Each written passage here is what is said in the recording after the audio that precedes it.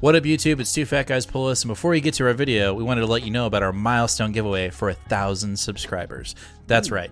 We are trying to hit 1,000 subscribers, and if we do, we're giving away a pretty sweet slab. What are we giving away, Nate? We are giving away an Amazing Spider-Man issue number 4. This is the first appearance of Silk, the original Sin tie-in. I'm sure everybody is familiar with this book.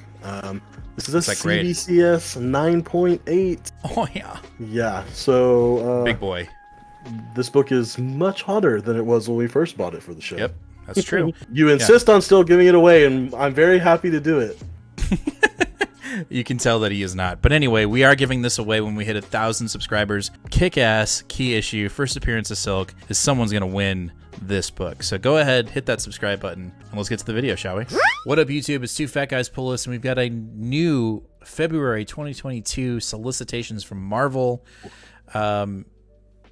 You know, we're going to talk about the top books that kind of pique our interest. We're not necessarily going to go through the entire list. If we miss a book that you're looking forward to, leave it down in the comments of the ones that you're looking forward to that we may have missed.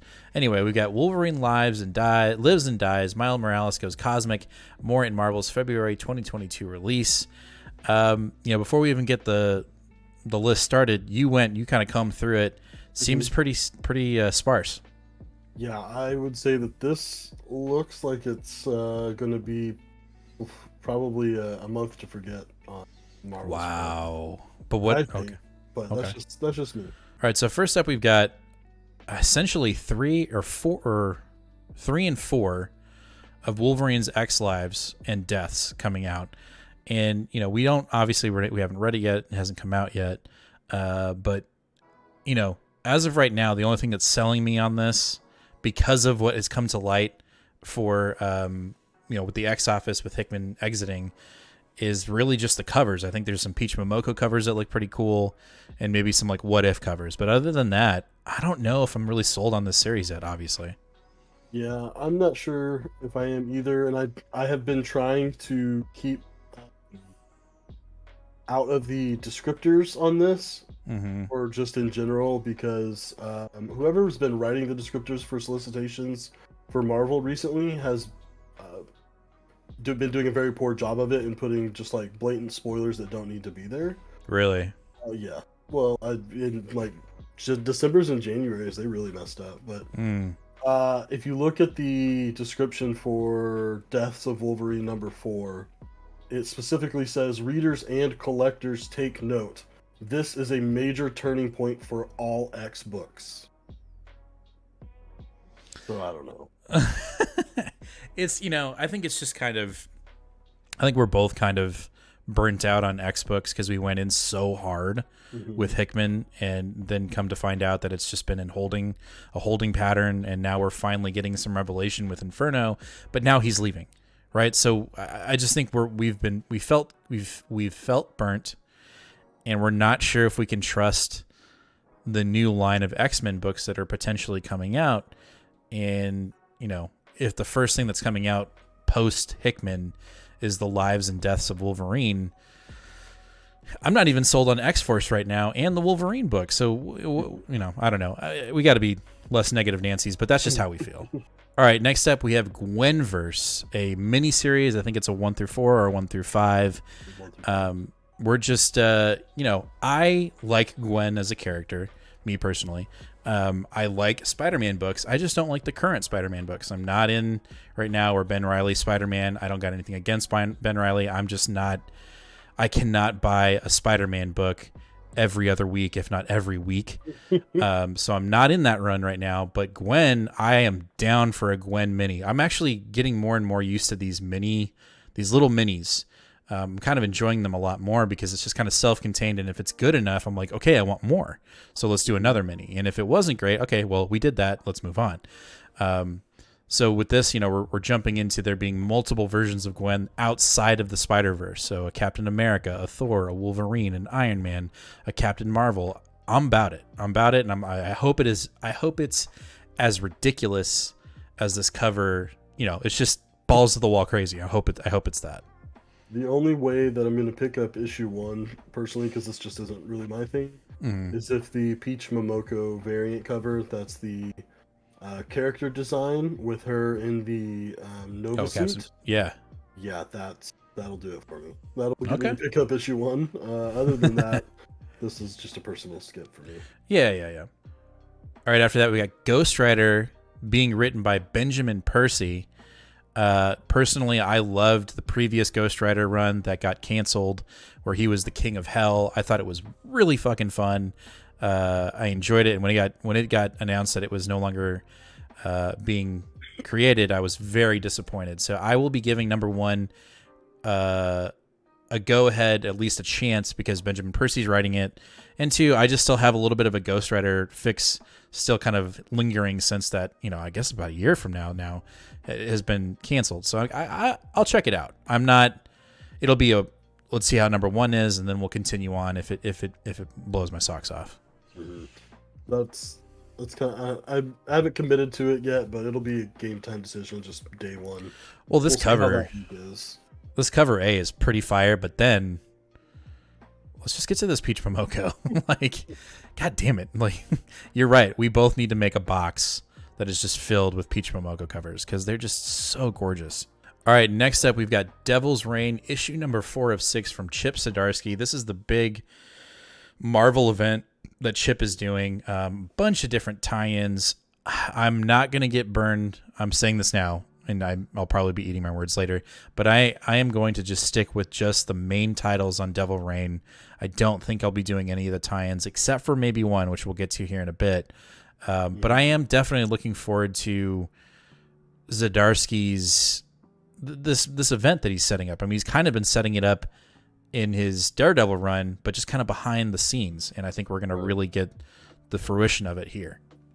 Mm-hmm. Yeah, there's a bunch of tie-ins that just, they're just not intriguing enough for me. Daredevil is one of the few characters, the ground level characters, Spider-Man sort of characters that I sort of deal with. So when you try to lure me in with like a Superior 4, like a Doc Ock or something like that, I don't really care. Yeah. But the one tie-in that I think we're both. Yeah, let's get to that tie-in. So that tie-in is Devil Reign X-Men. This is issue number 2 of 3. You got a Phil Noto cover, and he's doing the interiors. And then it's Gary Jerry. It's our Cable 2.0. You know what I'm saying? Yes, and exactly. So I'll be on this one, no doubt. Loving seeing all the characters that are currently on this cover. I mean, you got Dazzler, you got Symbiote Spider-Man, Nick Fury, Invisible Woman, She-Hulk, and then you have, would assume, is Emma Frost. Yeah. If you actually look at the descriptor for this, and then if you look at the cover too, it looks like we're actually having a flashback in this mini. It's alluded to in Chip's Daredevil run that Emma has some sort of past with Wilson Fisk. And it looks like this miniseries is actually going to cover that past and what it is that they did. Because, you see Symbiote Spider-Man there. Obviously, that is from a time in the past. You see Dazzler in her old school suit. You see traditional Nick Fury there. So it looks like this is something that's going to be more of a flashback story, not a current tie-in. Still intrigued. Because I remember when that storyline popped up, I was like, wait, what's going on here? Mm-hmm. That's pretty dope. All right, after that, we've got Daredevil Woman Without Fear issue 2, written by Chip Zdarsky. So do you think this is going to be coinciding with his current run and that run ends and then this begins? Or No, this is still I actually think that this cover right here is an unfinalized cover. Okay. Because it's still very much a tie-in to the actual event. Okay. I'm not exactly sure what it is. I think something is going to cause Elektra to not be at the forefront, sitting in with our main characters during the event. It's going to have her somewhere else in some way. And I think that's probably what this story is going to be. But because it's being written by Chip, I'm just going to pick it up. As we say, we're not doing the Devil Reign tie-ins. We already have 2 on our plate.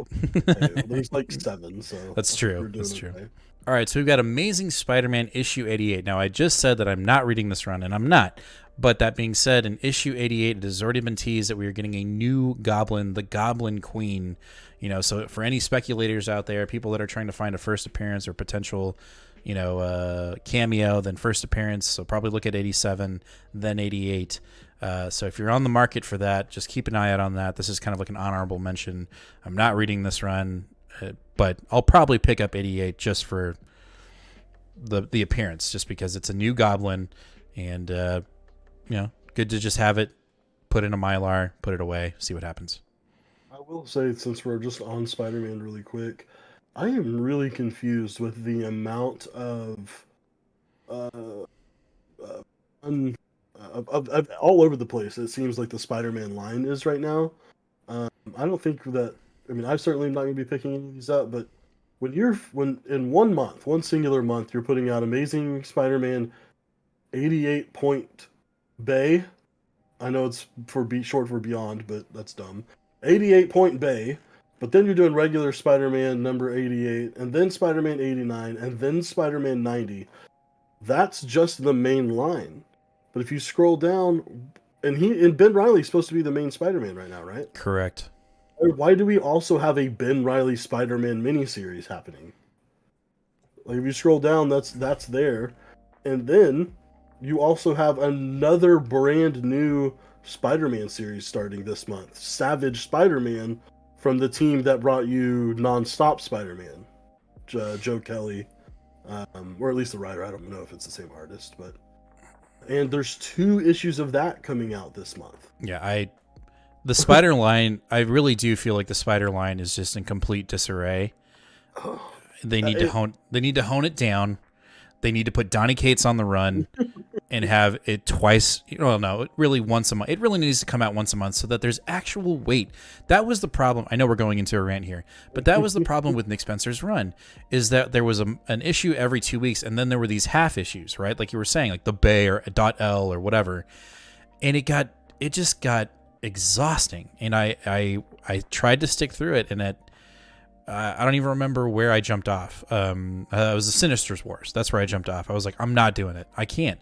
I just couldn't. It just felt so discombobulated, and I feel like we're still going down this path. If anything, it's gotten even more muddied with all of these books, and I'm just like, I just want a classic Spider-Man. Let me rephrase. I want classic Spider-Man, but I want new, exciting Spider-Man. And I'm not trying to shit on the readers or on the writers. But I want somebody of consequence on the book. I think Spider-Man as a character deserves that. And right now we're just kind of getting like, hey, let's just sell as many comics as we can. I get it. It's a business, but I think it's taking a toll on the character itself. Yeah. Welcome to my TED Talk. All right, next up we have Silver Surfer Rebirth, issue number 2 of 5. This is your February. Yeah, this is my February. Issue 1 has 3 variants that I'm going to be picking up, as well as the cover A. Hopefully they won't be killing me too much, but when you put the best Silver Surfer writer of all time and the best Silver Surfer artist of all time on a book, you have to buy it. You have to buy it. And so here it is. Here it is. The Ron team, Ron Mars and Ron Lim, doing their best. Silver Surfer Redux. It remains to be seen if I'm picking this up. I know you'll tell me I'm making a mistake. Yeah, wait. It will really draw the line on if you're a casual Silver Surfer plebe or an actual fan. Moving on. All right, next up we have Iron Fist issue number 1. This made a big splash the other week because we're getting a new Iron Fist. We don't know who exactly it is, but I would have to assume, and I think it's safe to assume, that we are actually going to get a Asian-centric Iron Fist, which a lot of the community has been asking for. I think that's the right move. I think we should have done it a lot sooner than what we're doing now. But it's finally here. I think the easy answer to go to, who you think it might be, maybe it's Shang-Chi, but I think that's double stacking. So you probably like a kid, right? I don't know. It kind of looks like an adult, but either way, it's a mini. It's a 1 through 5. It's a character that I want to get into. I just never have. And to see a new rendition of it, I think is I want to support it. So I'll be picking up issue 1 at least.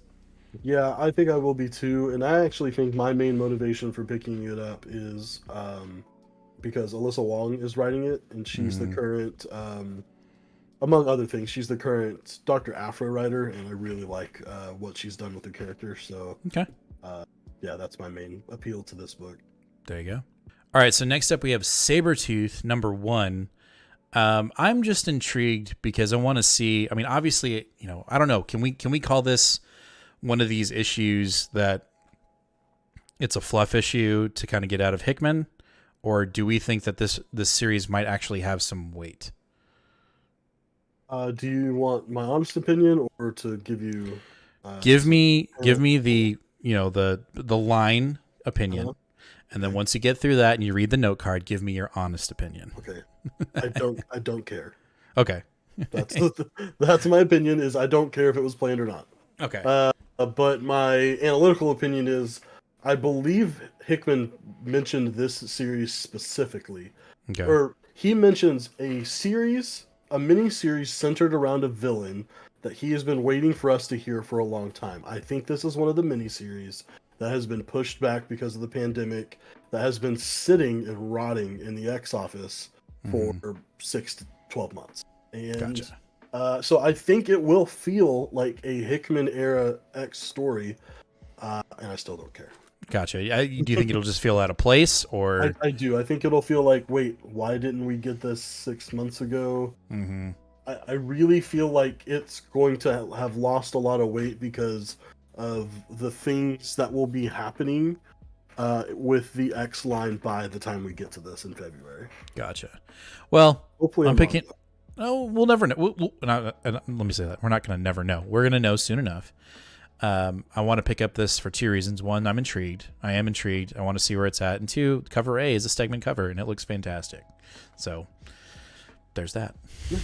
Next up, we have Secret X-Men from Teenie Howard. It would appear that we have all the X-Men that were going to be in the running to be on the actual X-Men team, teaming up for a one-shot, and I am in. I am totally in. Well, yeah, with a one-shot, it's pretty easy to jump in. Teenie Howard, okay, now I'm in even more. And then, it's in space dealing with the Shi'ar. Yeah, sign me up. I'm definitely in on that. There you go. New Mutants. This is a book that I will probably continue to hold extreme enthusiasm for if it stays as good as it has been. But Vita Ayala and Rod Rice have been kicking the shit out of this book. Totally agree. And then when you do Martin Simmons covers too, it's... but then also... Peach from Loco. But then also... I just looked at the interior. Inside of it? Yeah, it's not Rod Rice. Oh, no! Uh-oh. Uh-oh. I'm about to get upset. Yeah, okay, let's move on, shall we? All right, next up we have Venom. We're at issue 5 at this point in solicitations. Wow, it seems finally credited as a writer again. Ewing? Yeah, the first 4, and literally the entire description of this is, if you thought the first 4 issues of the last volume were crazy, check out this. Al Ewing finally returns to the pages of Venom. What the fuck? You told us he was the writer the whole goddamn time. Did you read issue 1 yet? No. Okay, well, you need to read issue 1. My enthusiasm is out the window with this stuff, man. I got you. I'm not saying, I told you, I kind of feel a little underwhelmed with issue 1. I will probably continue as long as, I don't think Ram's going to drop the ball. I'm not saying that at all. No, it has nothing to do with Ram V at all. I love him. But where Ewing is going from issue 1, if that's where we're leaving off Ewing until issue 5, I am intrigued. I really want to see where it's going. But my fear is that we're getting a King in Black 2.0. That's my fear. We'll see. What do you mean? We have to read issue 1. 2.0. You got to read issue 1 to find out. I can't spoil too much. But that doesn't make any sense. A King in Black 2.0 what? Like, what does that mean? Like a King in Black 2.0 villain in situation. Like it... Okay. It literally feels like that. Like, you read issue 1, we'll talk about it again. It feels... It just doesn't feel as big and verbose and new as they were saying. It just kind of feels the same. I know I'm wrong. I know Ewing is going to turn it around and be like, and it's this, and he's going to open up his giant cosmic arms, and we're all going to be like, oh my God, this is amazing. And then he'll be like, and I'm off the book. So, anyway. All right. All right, after that, we got She-Hulk issue 2. I will be picking this up. I am looking forward to it. You know, we're back to being a lawyer, and I loved the first solicitations in January was essentially like She-Hulk is back, and she's back to being a lawyer, but that doesn't mean she can't be. It's not going to go back to normal, right? She's going to get interrupted, and she's going to have to be the superhero that she is. I love She-Hulk. It's a great book. I cannot wait for the series to come out on Disney Plus. And I really like these retro style covers. I think they're going to be a lot of fun. Obviously, she's not going to be on the Avengers team anymore. That's okay. The fact that she gets her own, series, I love that. And obviously, we're gearing up towards the actual television series that's going to be streaming on Disney Plus. So count me in. I'm buying it, and I haven't even read the first issue. So, all right. Next up, we have Dark Ages from Tom Taylor. We just read, as of this video, we just read issue 3. It is reading a little fast. We'll talk about that on Sunday's episode if you're watching that prior to this, or I'm sorry, Saturday's episode, because we're moving it. Anyway, we just, me and Nate have been talking about gearing up for our year-end videos and talking about like writer of the year, series of the year. Tom Taylor is definitely up in the top ranks of potential writer of the year, just because it just feels like he's firing on all cylinders. And Dark Ages has been fantastic as of right now since issue 3, but this is issue 5. Yes. So we'll see how it goes. All right, next up we have Avengers Forever. We were definitely hooked when Free Comic Book Day came out, and so we're clearly going multiversal. We're clearly going cosmic. It remains to be seen if we're still on it by issue 3. We've got a tentative line out with some bait on it. We'll see if it works. But issue 3, we don't know yet. We can't really, we're looking forward to it, but we'll have to wait and see. Issue 1 might come out and we might be like, we done. Yeah, but I think I'm going to probably give this an entire arc. So yeah, I think issue 3 I'll still be in. Okay. I like the fact that Aaron has painted us into a corner where we can have Elseworlds style multiversy different characters that are cool, like we're getting in Dark Ages with Tom Taylor, yet still be part of the traditional continuity story of the 616. Yeah. Dope.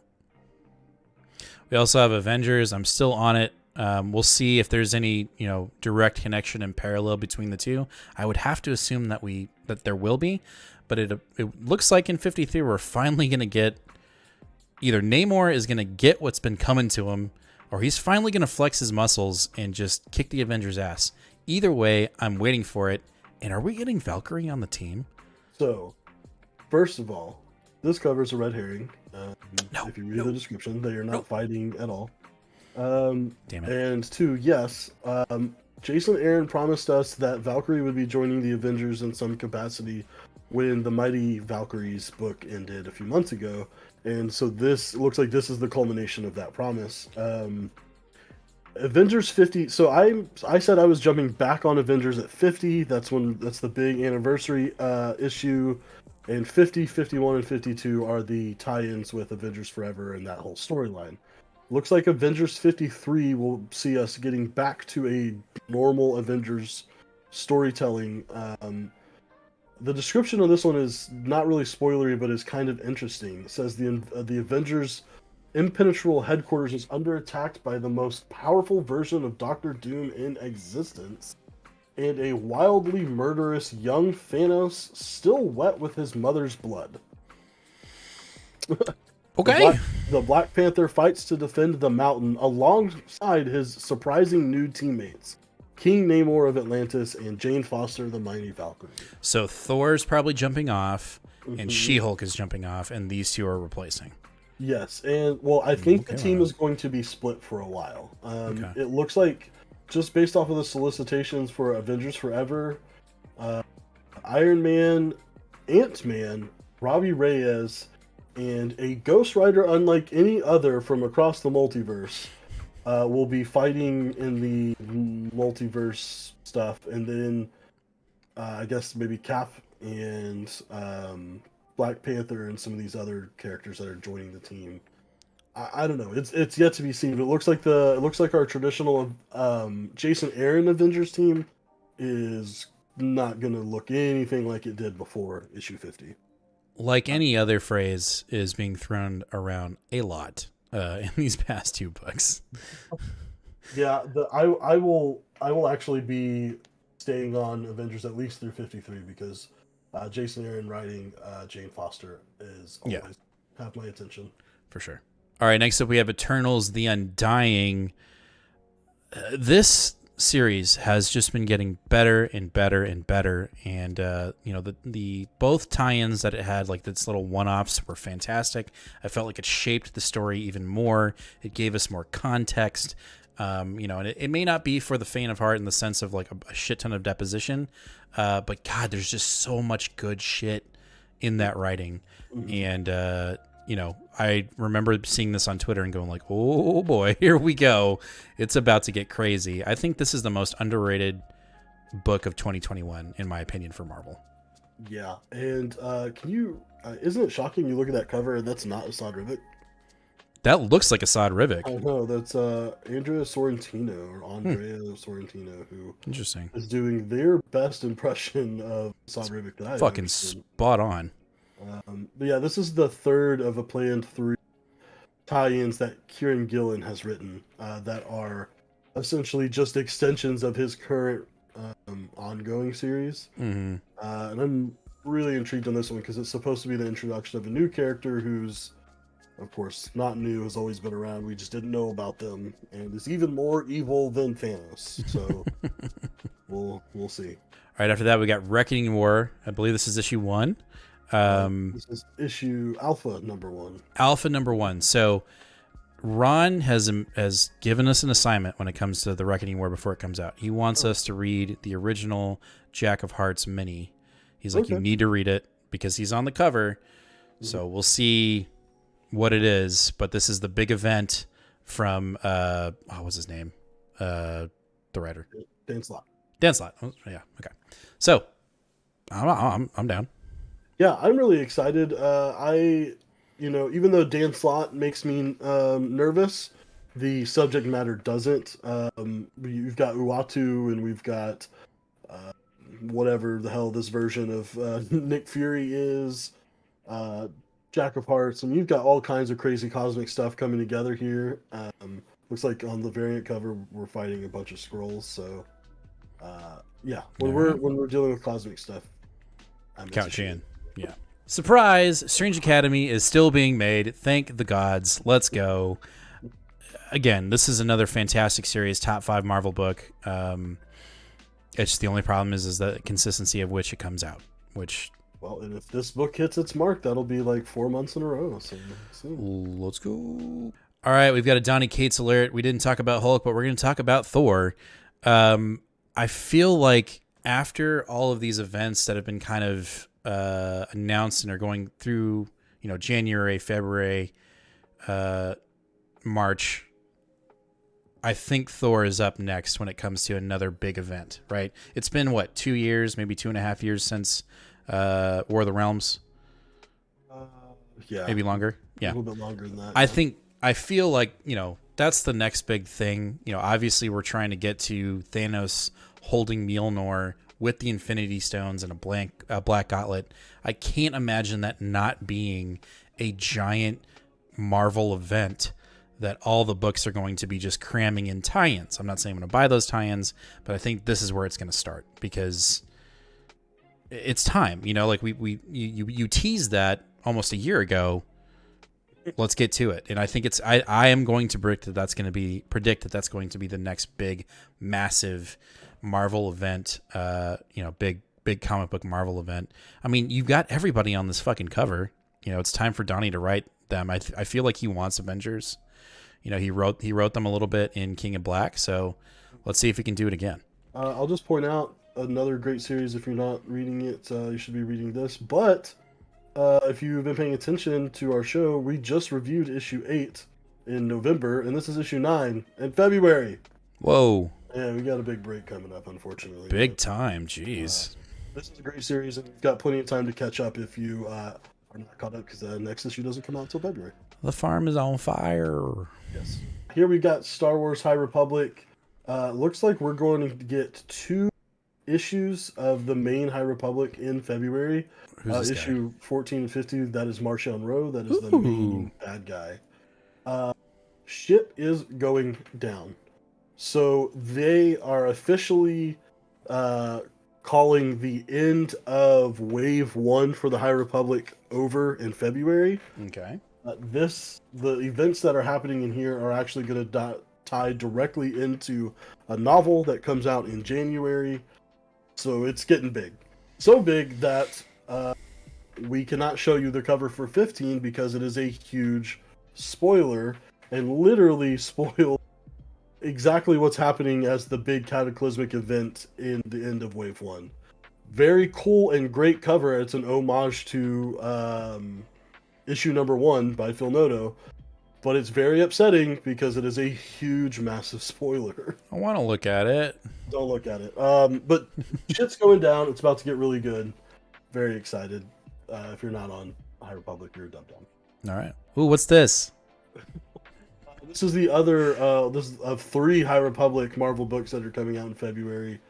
This is the second part of Eye of the Storm, the origin of Marchion Ro, the main bad guy of all of the Nihil.